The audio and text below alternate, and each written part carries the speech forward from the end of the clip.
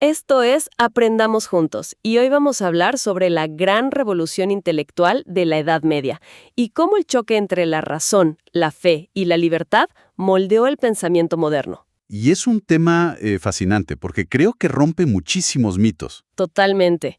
O sea, para este análisis hemos recopilado un montón de fuentes.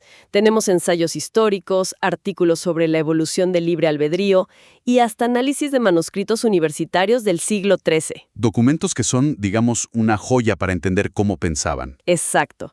Y nuestra misión en esta exploración profunda es desenterrar esos textos para entender cómo las crisis y los debates feroces en las aulas de hace 800 años terminaron creando el concepto moderno del individuo.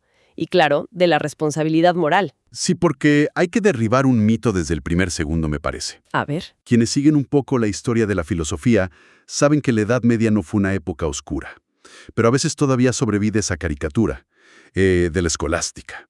Claro, esa imagen del monje encerrado, ¿no? Tal cual.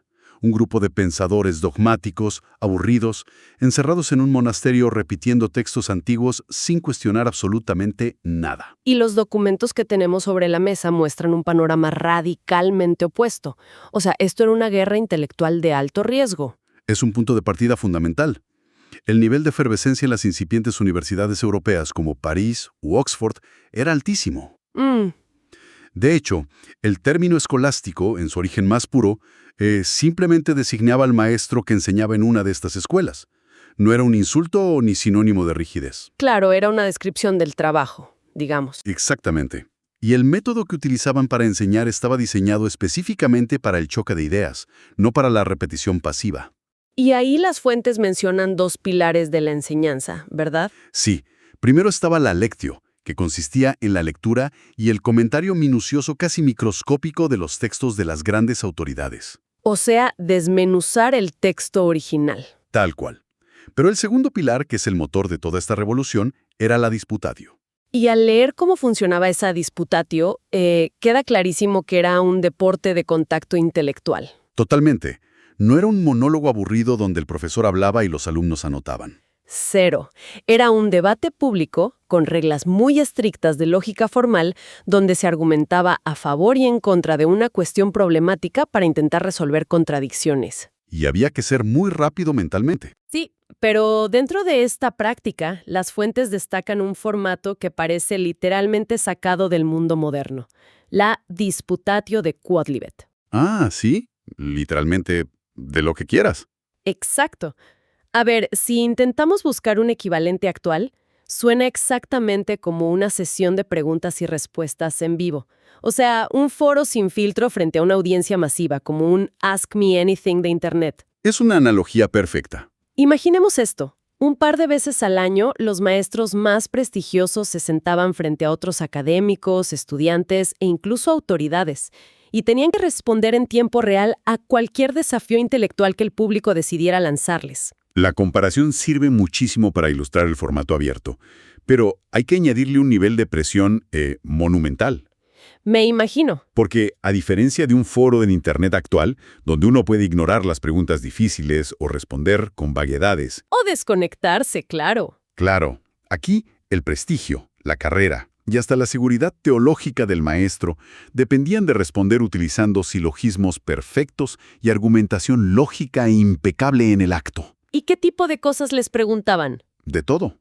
Podían preguntarle sobre la naturaleza de la gravedad, sobre el movimiento de los astros o sobre contradicciones en los textos sagrados. O sea, ¿no había un guión preparado? Para nada. Y para que un evento de esta magnitud no colapsara, para que la discusión tuviera verdadero peso, se requería una base de conocimiento extremadamente compleja. Claro. Material duro para debatir. Exacto. Los participantes necesitaban un material que llevara la razón humana hasta su límite absoluto. Y paradójicamente, ese material llegó a la Europa cristiana gracias al trabajo de un erudito musulmán inmenso, Averroes. Averroes. Nacido en Córdoba en el año 1123 y fallecido en 1198. Así es. Aquí hay una transición causal que me parece vital en los textos. O sea, los grandes debates en París simplemente no habrían alcanzado la temperatura que alcanzaron sin él. Sin duda. Pero hay algo en el proyecto vital de Averroes que resulta muy particular, digamos, frente a otros pensadores de su época. A diferencia de figuras como Avicena, Averroes no tenía la más mínima intención de ser considerado un filósofo original. Es un detalle interesantísimo. Su meta era casi de devoción pura hacia una figura del pasado. Consideraba que Aristóteles era la personificación absoluta de la sabiduría máxima. Totalmente. Averroes partía de una premisa radical. Para él, la filosofía y la ciencia de la naturaleza, o sea, la física, constituían el único camino verdadero hacia la perfección humana y la felicidad. Desde su perspectiva, Aristóteles no era solo un pensador brillante, era un individuo que había tocado el techo del conocimiento humano. Llegó al límite. Claro. Por lo tanto, la tarea de cualquier filósofo posterior no era inventar cosas nuevas, sino entender a Aristóteles a la perfección. ¿Y cómo intentó lograr eso? Bueno, para lograr esto, Averroes desarrolló dos métodos de trabajo analítico que cambiarían la historia.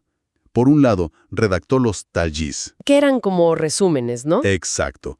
Exposiciones sistemáticas o resúmenes estructurados. Su función era reorganizar el pensamiento aristotélico para hacerlo más accesible y claro. Bien. Pero su obra cumbre fueron los tafsir. Y ahí me detengo, porque los tafsir se describen como exégesis o comentarios literales, palabra por palabra. Sí, un análisis exhaustivo. Donde me surge una duda al leer sobre su impacto. A ver, si Averroes insistía en ser un mero comentarista, si su único propósito confesado era explicar la obra de otro sin aportar originalidad, ¿cómo es que su nombre terminó causando semejante terremoto intelectual? O sea, se me ocurre la analogía de una banda tributo en la música. A ver, contame. Si un grupo se dedica exclusivamente a tocar las canciones de otro artista, por definición no está creando un género nuevo. Suena contradictorio que un comentarista termine siendo catalogado como un revolucionario. Es una aparente contradicción, sin duda. Es una buena forma de verlo. Pero la analogía de la banda tributo se queda un poco corta frente a la magnitud del problema histórico que Averroes enfrentaba. ¿Por qué? Porque no se trataba simplemente de tocar la misma partitura. Averroes trabajaba con textos de Aristóteles que habían pasado por siglos de traducciones deficientes. Ah, claro, el teléfono descompuesto histórico. Exacto. Primero al siríaco, luego al árabe, y a menudo mezclados con ideas platónicas que no correspondían al original en absoluto. O sea que le llegaba un material contaminado. Textos oscuros, fragmentados y llenos de lagunas lógicas. Entonces, su labor en los tafsir no fue solo repetir palabras, fue una reconstrucción arquitectónica. Entiendo. Al analizar el texto palabra por palabra, limpió el ruido acumulado por siglos y obligó al lector a enfrentar las consecuencias lógicas más crudas y extremas del pensamiento aristotélico original. O sea que su genialidad, su originalidad, residió en esa capacidad analítica sin precedentes para sistematizar la filosofía natural. Totalmente. Presentó un Aristóteles puro y duro. Y es precisamente esa versión depurada, ese núcleo duro de la razón aristotélica empaquetado por Averroes, el que cruza el mundo cristiano y desata un pánico absoluto en las universidades. Un pánico literal. Al leer los ensayos sobre la crisis del siglo XIII, queda claro que las ideas de Averroes cayeron como un meteorito en París. O sea, no fue un debate cordial en una sala de profesores. Para nada. Las autoridades eclesiásticas y teológicas sintieron que todo el sistema moral estaba a punto de desmoronarse. Y el centro de ese terror tenía un nombre técnico muy específico, el monopsiquismo. El monopsiquismo es, posiblemente, la bomba intelectual más grande de la época. Expliquemos un poco eso.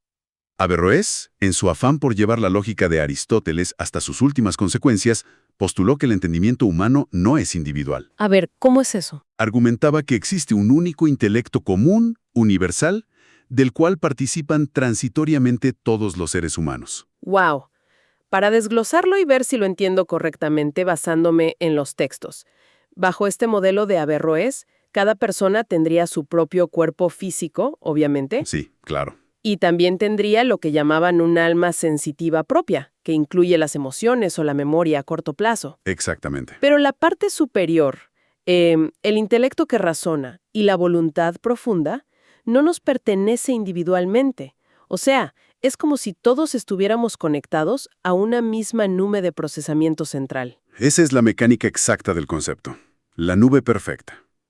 Y si se analiza desde la perspectiva de la justicia y la moralidad del siglo XIII, las consecuencias son devastadoras. Claro, me imagino. Si existe un solo intelecto colectivo que piensa a través de nosotros, se destruye instantáneamente la idea de la inmortalidad personal. Porque al morir el cuerpo físico, Lo que sobrevive es ese intelecto universal, no el individuo. Desaparece la persona. Desaparece. Pero aún más grave para la sociedad, destruye la responsabilidad moral. Claro. Si una persona comete un crimen atroz y otra realiza un acto de caridad extrema, ninguna de las dos decisiones nace de un alma individual y libre. Son meros reflejos de un único intelecto universal operando. Y sin responsabilidad individual, digamos, no se puede sostener el derecho penal, ni el concepto de pecado, ni la idea de redención. O sea, todo el andamiaje ético de Occidente colapsaba. Se venía abajo. Con esa explicación se entiende perfectamente la reacción visceral que relatan las fuentes. No era solo un desacuerdo académico, era una amenaza a la estructura de la civilización tal como la entendían. Y eso llevó a medidas drásticas. Sí, leí que en los años 1210 y 1215 se emitieron prohibiciones directas y severas en París. O sea, quedó estrictamente censurado enseñar la física y la metafísica de Aristóteles. Querían erradicar ese naturalismo lógico a toda costa. Y es en este escenario de prohibiciones, de miedo constante a la herejía, donde aparece una figura clave, Tomás de Aquino.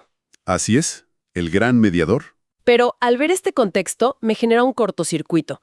O sea, si la propia Iglesia había prohibido explícitamente los textos de Aristóteles por considerarlos tóxicos, ¿Sí? ¿por qué Tomás de Aquino decidió basar toda su obra en ellos? Parece un suicidio profesional e intelectual. ¿Por qué arriesgarse a usar la misma herramienta que estaba causando el incendio para intentar apagarlo? Es una pregunta excelente, porque Tomás de Aquino comprendió algo que las autoridades censoras no querían ver. Prohibir a Aristóteles era intentar tapar el sol con las manos. Era imposible detenerlo. Imposible. La contundencia de la lógica aristotélica, su poder para explicar el mundo natural empírico, era demasiado persuasiva para los estudiantes y los maestros de artes. Ya estaba en el aire. Claro. Tomás se dio cuenta de que si la teología cristiana le daba la espalda a la mejor ciencia y filosofía de su tiempo, terminaría volviéndose completamente irrelevante. Quedaría obsoleta. Tal cual. Así que asumió el rol de arquitecto de un puente imposible. Su misión era demostrar lógicamente que la verdadera razón filosófica y la revelación divina no podían contradecirse. Porque ambas provenían de la misma fuente original, según él. Exactamente. Pero lograr esa integración no fue un acto de magia repentino. Los documentos muestran que Tomás de Aquino tuvo una evolución muy marcada. O sea, tuvo que ir ajustando su sistema a lo largo de su vida. Sí, no lo resolvió en un solo día. En sus primeros escritos como el Scriptum, se nota una postura mucho más cautelosa. Mantenía una división bastante clara. Afirmaba que la razón natural pura apenas llegaba a deducir que Dios existe. Sí, llegaba hasta ahí nada más. Claro, y que dependía casi por completo de una luz divina o de la fe infusa para conocer cualquier otra cosa. O sea, la razón y la teología todavía operaban en carriles bastante separados. Efectivamente, era una etapa de exploración, un primer intento. Pero el gran salto metodológico ocurre en su siguiente obra mayor, la Summa contra Gentiles. ¿Qué cambia ahí? Aquí, Tomás de Aquino introduce un mecanismo brillante para que la razón pueda hablar de Dios sin exceder sus límites naturales. Es lo que se conoce como la vía de remoción o vía negativa. A ver, ¿cómo funciona esa vía negativa en la práctica? El mecanismo lógico funciona así. Aquino acepta la premisa de que la mente humana, al ser finita, jamás podrá comprender positivamente la esencia de un ser infinito. Lógico, nuestra mente tiene un límite. Exacto. No podemos entender qué es Dios de manera directa. Sin embargo, la razón sí tiene el poder de determinar lo que Dios no es. Ah, o sea, ¿podemos ir eliminando imperfecciones? Tal cual. Sabemos lógicamente que el primer motor no puede ser material, porque la materia cambia y se corrompe. No puede ser finito, no puede estar sujeto al tiempo. O sea, al usar la razón para ir restando o removiendo conceptos, se construye un contorno negativo inmensamente preciso. Es un uso profundamente filosófico para llegar a una verdad teológica. Qué interesante. Y la culminación de todo este inmenso esfuerzo diplomático y filosófico llega en su obra maestra, la Summa Teología. La gran síntesis. Aquí ya no hay separación cautelosa. Aquino integra plenamente el método de Aristóteles dentro de la estructura misma de la teología y da un paso audaz al definir a Dios en términos estrictamente filosóficos. Como el S. Exacto, el acto puro de ser. Además, resuelve el problema de la fe y la razón, explicando cómo interactúan. Postula que el conocimiento revelado se presenta ante la razón humana en forma de enunciados que no son evidentes por sí mismos. Claro, la razón por sí sola no los capta. Y como el intelecto no puede aceptarlos por pura lógica matemática, es la voluntad humana, movida por la gracia, la que interviene y determina al intelecto a sentir y creer. Ese es el gran equilibrio tomista. Logra establecer que la gracia no destruye la naturaleza humana ni anula la razón, sino que la perfecciona. Todo encaja. Es un edificio intelectual asombroso, que parecía haber resuelto la crisis desatada por Averroes. Sin embargo, y aquí la historia de las ideas da un giro fascinante. Siempre hay un pero. Siempre. Esta solución generó una nueva crisis. Al integrar tan profundamente la lógica aristotélica, muchos teólogos sintieron que Tomás de Aquino había cruzado una línea peligrosa, otorgándole un poder desmesurado al intelecto.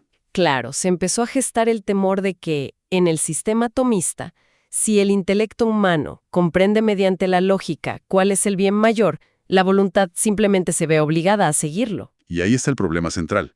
Si la voluntad sigue mecánicamente lo que dicta el intelecto, entonces el ser humano pierde su libertad radical. Se convierte en un esclavo de su propio procesamiento de datos, digamos. Totalmente. Ese miedo a perder el libre albedrío frente a la tiranía de la lógica nos lleva al punto de quiebre definitivo. Los artículos señalan el año 1277 como una fecha sísmica. Un terremoto en la universidad. Tesis académicas. 219, una locura. Y el objetivo principal de esa censura histórica era blindar la libertad humana. Condenaron explícitamente cualquier idea que sugiriera que la voluntad está necesitada u obligada a acatar lo que el intelecto determina. Querían garantizar que la voluntad estuviera por encima de cualquier otra facultad. Y sobre los escombros de esa condena surge una figura que viene a reescribir las reglas del juego moral. El pensador franciscano Juan Duns Scoto y la corriente que fundó, conocida como el voluntarismo. Duns Scoto es el gran defensor de la libertad absoluta. Su ruptura con el sistema de Tomás de Aquino es metódica y profunda, especialmente en cómo estructuramos nuestra moralidad. Sí. Porque Aquino, intentando mantener un equilibrio, había distribuido las virtudes cardinales en diferentes partes del alma. Ubicaba virtudes como la fortaleza y la templanza en el apetito sensible. O sea, en la parte más emocional. Claro, la parte más física y reactiva del ser humano, considerando que esas emociones podían ser educadas y participar de la razón. Scoto rechaza esta idea de plano. Exacto. Al leer a Scoto, su visión de ese apetito sensible es durísima.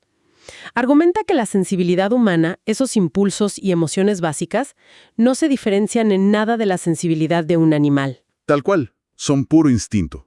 Por lo tanto, es imposible que alberguen ninguna virtud moral real. De hecho, Scoto considera que el apetito sensible es fundamentalmente un obstáculo constante que busca la satisfacción inmediata y tira hacia abajo. Siempre pidiendo lo más fácil. Y como consecuencia de esta visión, hace un movimiento radical. Toma todas las virtudes morales y las arranca de la sensibilidad, para reubicarlas exclusivamente en un único lugar. Las traslada enteramente a la voluntad. Al hacer ese movimiento, Scoto consolida el voluntarismo. Para él, la voluntad se convierte en la fuerza reina, suprema y absolutamente libre del ser humano. Y lo más importante en su teoría, la voluntad es siempre indeterminada y es jerárquicamente superior al intelecto. ¿Y qué significa esto en la práctica? Significa que el intelecto puede analizar una situación, puede procesar toda la información disponible y puede concluir lógicamente: esta es la mejor decisión posible, esto es lo correcto. Claro, te da el cálculo perfecto. Exacto. Y sin embargo, la voluntad humana tiene el poder soberano de mirar esa conclusión lógica perfecta y decir no. ¡Qué fuerte! Tiene la capacidad absoluta de actuar en contra de los dictados del propio razonamiento. Esa desconexión garantiza la libertad pura. Pero aquí hay algo en los textos de Duns Scoto que me genera un verdadero cortocircuito lógico. A ver. Si afirma que la voluntad es 100% libre y permanece totalmente indeterminada cada vez que tiene que tomar una decisión, Sí. entonces la mera existencia de algo llamado hábito o virtud pierde sentido. Porque, por definición, si adquiero el hábito de ser una persona justa o honesta, ese hábito me condiciona a actuar de cierta manera en el futuro. Es un buen punto. Y si algo me condiciona, mi voluntad ya no está indeterminada. ya no soy radicalmente libre en mi próxima decisión. O sea, ¿cómo resuelve Scotto esta aparente contradicción sin destruir toda la idea de la educación moral? Esa es precisamente la objeción más fuerte que enfrentaba su sistema. Y la solución que propone es de una fineza analítica tremenda. Escucho. Scotto argumenta que debemos dejar de ver la indeterminación de la voluntad como una debilidad o un vacío que deba ser llenado o determinado por una virtud. Al contrario, esa indeterminación permanente es la mayor perfección del ser humano. Es la esencia de poder elegir entre opuestos. O sea, el poder de elegir siempre está ahí. Siempre. Entonces, frente a la pregunta de ¿para qué sirve la virtud si no determina la elección?, Scotto introduce el concepto de la virtud como una causa segunda. ¿Cómo funciona exactamente esa mecánica de la causa segunda? Funciona estableciendo una jerarquía estricta en la acción. La causa primera de cualquier decisión humana es, y será siempre, la voluntad libre. La virtud moral, el hábito adquirido, interviene solo como una causa segunda. Virtud hace que, cuando la voluntad decide elegir el bien, el proceso sea fácil, rápido y deleitable. En lugar de ser una lucha agónica. Exacto, en lugar de estar luchando constantemente contra los instintos. O sea, es como tratar de entender el rol de un sistema de navegación moderno en un avión. A ver la analogía. El sistema de navegación, que sería la virtud, asiste al piloto. Le marca la mejor ruta de forma fluida, compensa los vientos cruzados y hace que el vuelo hacia el destino correcto sea suave y eficiente. Claro. Pero el piloto, que representa la voluntad, sigue teniendo el control manual absoluto. Tal cual. En cualquier fracción de segundo, el piloto puede ignorar el sistema y dar un giro brusco hacia otra dirección si así lo decide. El sistema asiste, facilita, pero jamás suprime la autoridad final. Es un ejemplo brillantísimo. De este modo, Scotto logra sostener que, sin importar cuántos años haya cultivado buenos hábitos, su siguiente decisión sigue siendo radicalmente libre y, por lo tanto, conserva su mérito moral intacto. ¡Qué fascinante! Esa mecánica asistencial es el núcleo del pensamiento de Scotto. Y al observar todo este recorrido histórico que hemos trazado, se hace evidente cómo estas intensas disputas universitarias fueron construyendo pieza por pieza nuestra comprensión del individuo. Sí. Pasamos de un Aristóteles analizado microscópicamente por Averroes, que accidentalmente amenazó con borrar la responsabilidad personal mediante el intelecto colectivo. Luego a un Tomás de Aquino, que se jugó la vida académica para demostrar que la razón empírica podía integrarse armónicamente con la fe. Exactamente. Hasta llegar a la rebelión de Duns Scoto y su feroz defensa de una voluntad humana indomable, capaz de desafiar a la propia lógica. Es un viaje intelectual verdaderamente monumental que define quiénes somos. Y para cerrar este análisis de las fuentes, hay una idea provocadora que surge inevitablemente al conectar el voluntarismo del siglo XIII con nuestra realidad contemporánea. Sí, lo estaba pensando. Si Duns Scoto tenía razón, si la voluntad humana es la fuerza suprema, libre de determinismos, y no puede ser obligada simplemente acumulando conocimiento o información en el intelecto, surge una gran pregunta sobre el mundo tecnológico en el que vivimos. O sea, ¿qué diría Scotto hoy sobre el diseño de los algoritmos modernos y la publicidad hiperdirigida? Es un punto de conexión crítico, porque toda la arquitectura de la economía de la atención actual opera bajo una premisa opuesta a la de Scotto. Totalmente opuesta. Opera bajo una premisa casi puramente intelectualista. Exacto. Estos sistemas algorítmicos asumen que, si bombardean nuestro intelecto con la información perfecta, con datos hipersegmentados y estímulos visuales constantes, inevitablemente van a determinar nuestra voluntad. Que no tenemos escapatoria. Asumen que si controlan lo que sabemos y vemos, controlarán lo que elegimos comprar, votar o hacer. Asumen, en definitiva, que el intelecto domina a la acción y que somos predecibles. Es una visión muy mecánica del ser humano. Así que la reflexión que nos queda resonando tras estudiar estos textos es esta. ¿Están estos algoritmos modernos malinterpretando por completo la naturaleza humana? Es posible. ¿O, en un escenario más oscuro, están intentando erosionar lentamente esa libertad voluntarista, esa capacidad rebelde e indeterminada de decir no, que las universidades medievales defendieron con tanta ferocidad hace más de 700 años? Es para pensarlo profundamente. Queda para pensarlo. Hasta la próxima.